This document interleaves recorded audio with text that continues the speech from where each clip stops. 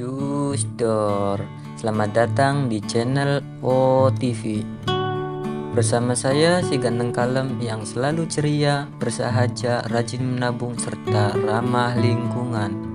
Kali ini saya akan menceritakan sebuah film yang berjudul The Night in Paradise.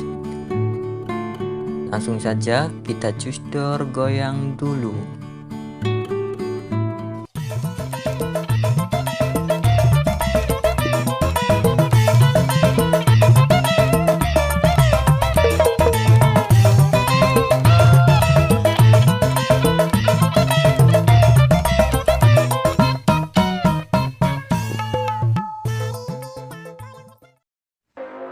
Night in Paradise ialah film drama kejahatan Korea Selatan yang ditulis dan disutradarai oleh Park Hoon Jung. Film ini dirilis pada September tahun 2020 yang dibintangi artis-artis ternamaan Korea Selatan seperti Tae-go, Jeon Yeobin, dan Cha Sang-won. Cusdor langsung masuk ke cerita. Di awal cerita kita akan melihat seorang laki-laki muda dengan beberapa anak buah menjemput anak perempuan dan ibunya di rumah sakit. Ya, inilah aktor utama di film ini bernama Tae-go yang menjemput kakak perempuan dan keponakan kesayangannya di lobi rumah sakit. 누나 그런 거 먹어야 되잖아. 야, 넌 얼굴 꼬라지가 왜 그 모양? Kakak dan keponakan kesayangannya itu pun langsung pulang untuk beristirahat menggunakan mobil Tae-go. Tae-go pun enggan ikut dan memilih menyusul mereka berdua untuk menemui dokter yang merawat kakaknya. Tae-go pun mendapat kabar yang tak terduga dari dokter yang merawat kakaknya. Ternyata sang kakak mengidap penyakit mematikan yang bersarang di otaknya. 근데 보통 가족이면 Ngomong-ngomong soal Tae-go, enaknya Mang cerita dulu nih, siapa sih Tae-go itu? Tae-go dikenal sosok pendiam namun kejam. Tae-go bergabung dengan sebuah geng yang dipimpin oleh Mr. Yong. Tae-go berniat untuk keluar dari kelamnya kehidupan gangster dan memilih untuk mengurus kakaknya yang sedang sakit. 들 어쩌려고 그냥 너희들이 진짜 북성에 될 거라. Kembali ke cerita, setelah menemui dokter yang merawat kakaknya dan mengambil obat, Tae-go mendapat telepon dari kakaknya yang tiba-tiba tak berbicara apapun. 누나, Ternyata sang kakak meninggal akibat mobil yang dipakai sudah dipasang bom dan terjadi kecelakaan sangat parah di sebuah jalan di kota itu. Tae-go yang mendengar hal itu langsung menyusul ke tempat kejadian perkara dan melihat darah berceceran di aspal. Melihat hal itu, Tae-go pun teringat dengan kakak dan keponakan kesayangannya. Tae-go menangis sejadi-jadinya ditemani hujan yang mengguyur seluruh tubuhnya. Keponakan kesayangan dan kakak kandung Tae-go pun meninggal dalam insiden ini. Di acara penghormatan terakhir untuk saudara perempuan dan keponakannya yang meninggal, hadir pimpinan gangster Tae-go yaitu Mr. Yong. Mereka berbincang-bincang tentang insiden yang menewaskan saudara perempuan dan keponakan Tae-go. Mr. Yong menuduh pimpinan geng Buksong yaitu Mr. Do yang melakukan semua ini. Menurut Mr. Yong, Mr. Do kecewa akibat Tae-go tidak mau bergabung dengan gengnya. Tae-go pun meminta izin kepada Mr. Yong untuk menemui Mr. Do dan ingin menyelesaikan masalah ini sendiri. 제가 도 회장 만나겠습니다. Tae-go dan Mr. Do pun membuat janji di sebuah pemandian air panas. Mr. Do dan Tae-go pun berbincang-bincang tentang saudara perempuan dan keponakan Tae-go yang meninggal dan Mr. Do berjanji akan menangkap siapapun pelakunya. Namun Tae-go masih kekeh di dalam hatinya bahwa Mr. Do adalah pelakunya. Setelah berbincang-bincang cukup lama, Tae-go meminta izin untuk membilas badannya dengan air dingin kepada Mr. Do. Tae-go pun keluar dari ruangan pertemuan dan mengambil pisau yang sudah disiapkan olehnya.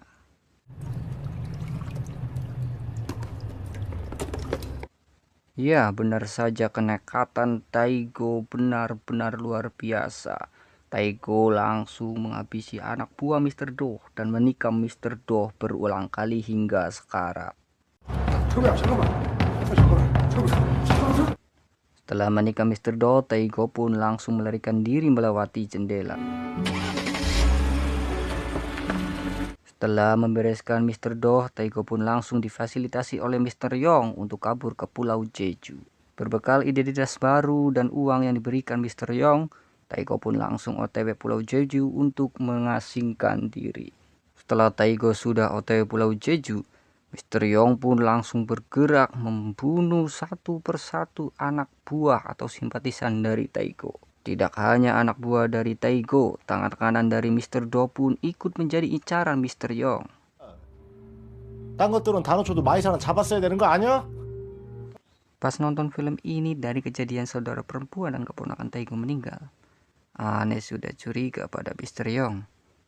Benar saja, Mr. Yong sudah merencanakan semua ini dan mengorbankan Taeko demi rencana menyingkirkan geng Bokseok yang dipimpin oleh Mr. Do, yang selama ini menjadi geng terbesar di kota itu dan menjadi saingan utama geng yang dipimpin oleh Mr. Yong.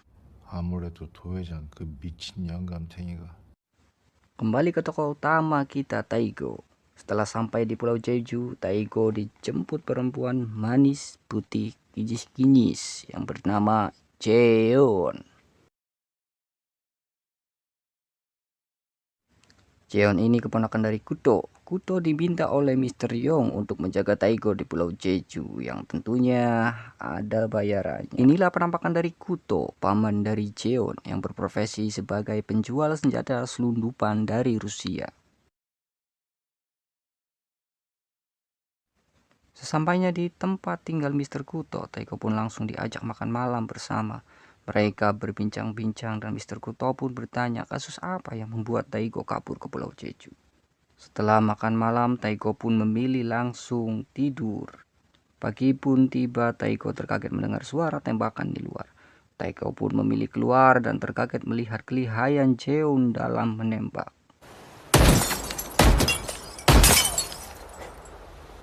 Setelah beberapa kali menembak botol, Jeon pun menempelkan pistolnya sendiri ke kepala. Melihat itu, Taeko langsung panik dan mengira Jeon akan bunuh diri. Jeon pun tidak menggubris dan tetap menekan pemantik pistolnya. Ketegangan pun terjadi.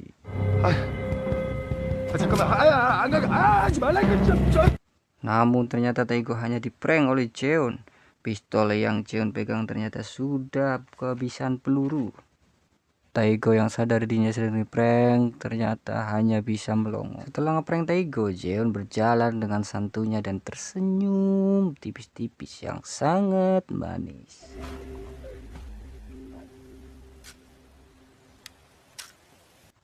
Kita kembali ke rencana busuk Mr. Yong yang ternyata semuanya gagal. Mr. Do, pimpinan geng Bokseok, ternyata masih hidup dan koma di rumah sakit. Tangan kanan Mr. Do, yaitu Mr. Ma pun ternyata gagal untuk dihabisi. Mr. Yong yang menyadari bahwa rencana jahatnya semuanya gagal, kebingungan dan harus berbuat apalah. Mr. Yong yang sedang kebingungan malah mendapat telepon dari tangan kanan Mr. Do, yaitu Mr. Ma dari geng Bokseok. Ini dia penampakan Mr. Ma. Mr. Ma langsung mengancam dan berjanji akan memotong-motong tubuh dan mengeluarkan isi perut dari Mr. Yong.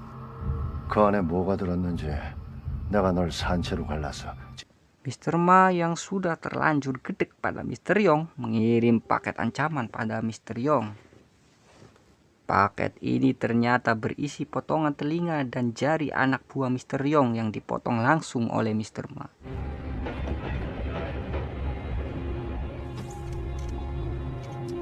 Mendapat ancaman yang begitu serius, Mr. Yong pun langsung meminta pertolongan atau bantuan pada Mr. Park. Ini dia orangnya. Mr. Park ialah seorang polisi yang berpangkat di kota itu. Mr. Yong meminta tolong kepada Mr. Park agar bisa mendamaikan masalahnya dengan Mr. Ma. Mr. Park pun mengiyakan dan langsung menelpon Mr. Ma dan mengajaknya makan di sebuah resto untuk membicarakan permasalahan kedua geng ini. 답니다. 오랜만이시네. 딴 게 아니고. Pertemuan dua geng ini pun diadakan. Mr. Mangotot ingin merobek perut Mr. Yong. Mr. Park yang menjadi penengah pun sempat kewalahan. Mr. Mangotot ingin membunuh Mr. Yong, namun Mr. Park berkata pada Mr. Ma bahwa atas saja adalah salah satu orang yang dibayar Mr. Yong. Jadi percuma Mr. Ma membunuh Mr. Yong, yang ada nanti akan menimbulkan masalah yang lainnya. Dan pada akhirnya kedua geng ini pun bisa didamaikan.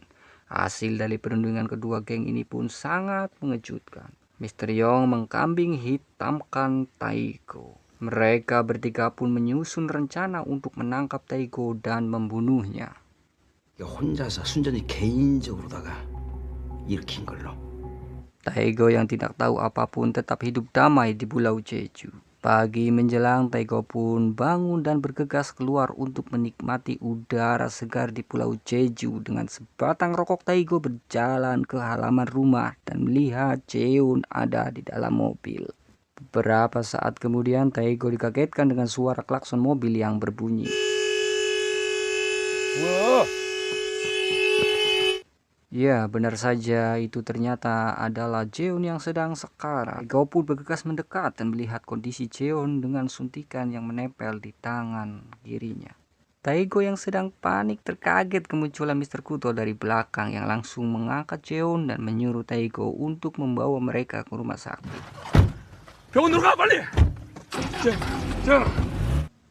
Sampainya di rumah sakit, Mr. Kuto bercerita pada Taiko bahwa Jeon mempunyai penyakit yang langka dan mematikan.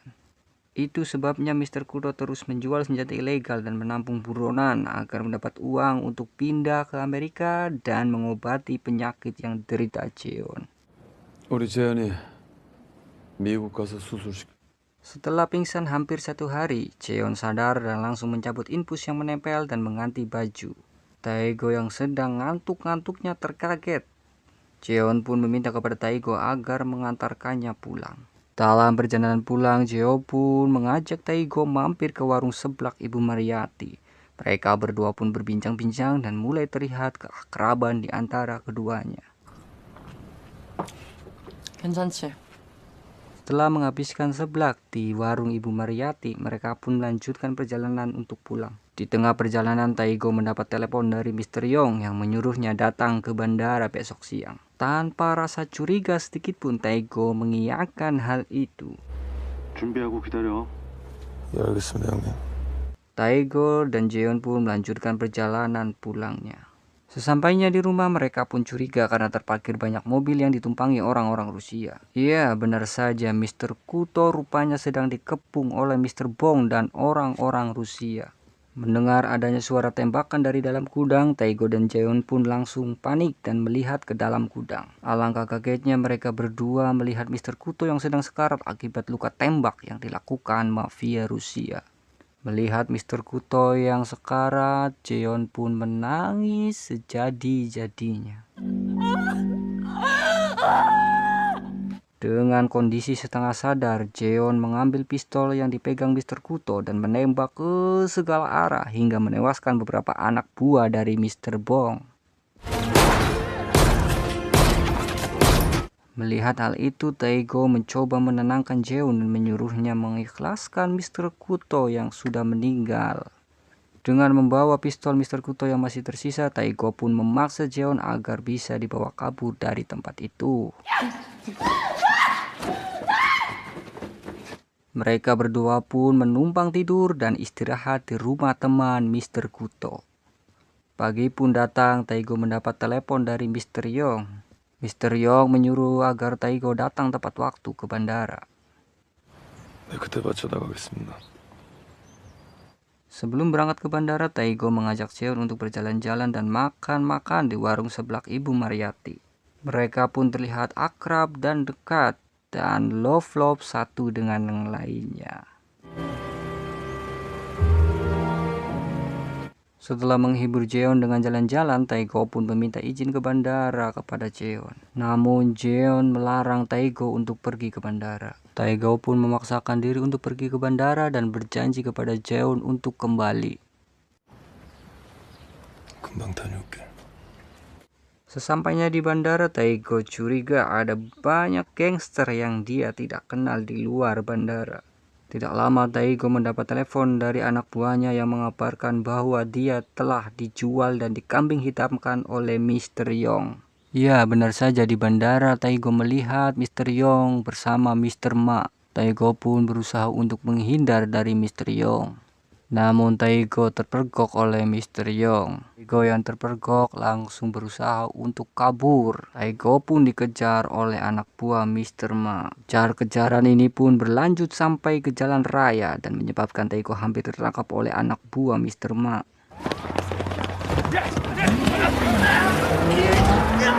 Dengan badan yang lemas dan muka penuh luka akibat baku hantam dengan anak buah Mr. Ma, Taego langsung kabur menuju rumah sahabat Mr. Kuto untuk menemui Jeon. Sampainya di sana ternyata Jeon tidak ada. Sahabat Mr. Kuto pun berbicara pada Taego bahwa Jeon sedang mengunjungi rumah pamannya. Rasa khawatir yang teramat besar, Taego pun langsung menyusul Jeon.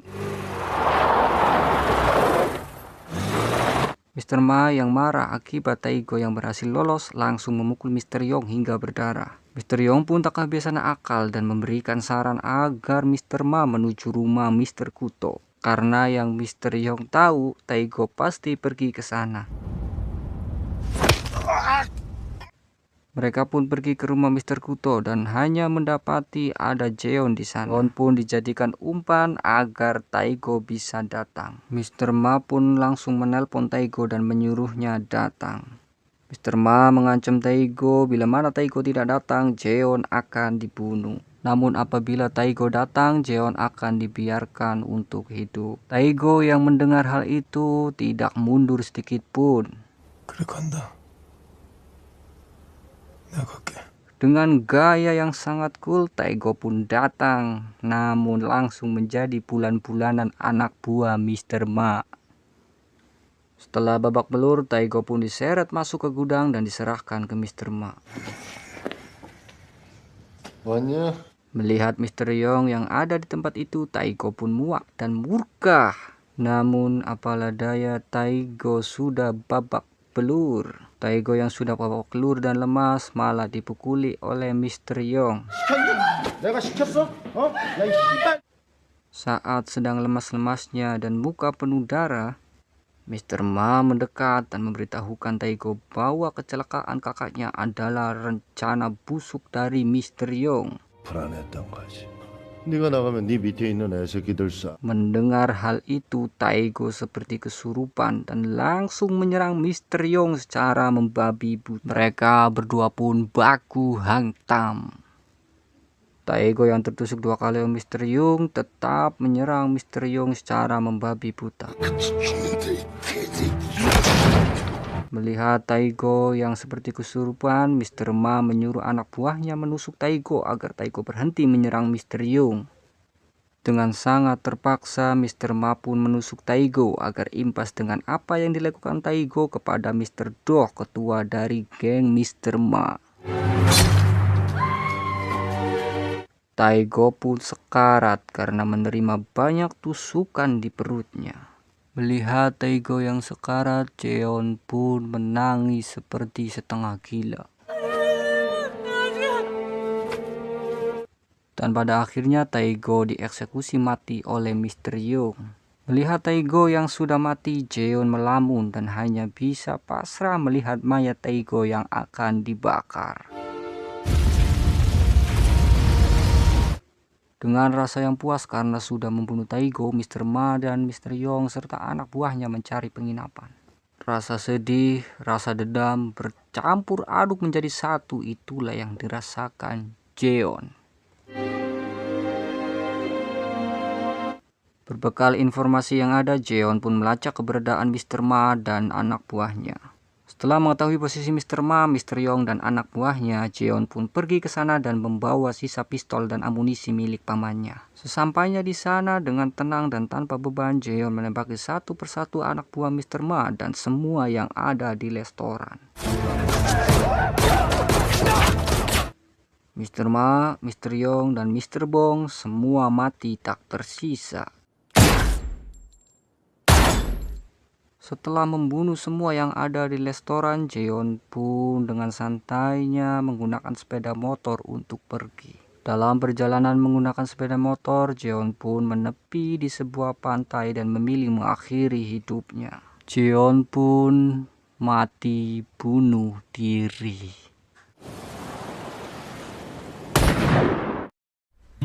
Cerita pun berakhir. Tetap sehat dan tetap semangat serta tetap menjaga protokol kesehatan. Terima kasih dan sampai bertemu di alur cerita film Korea berikutnya.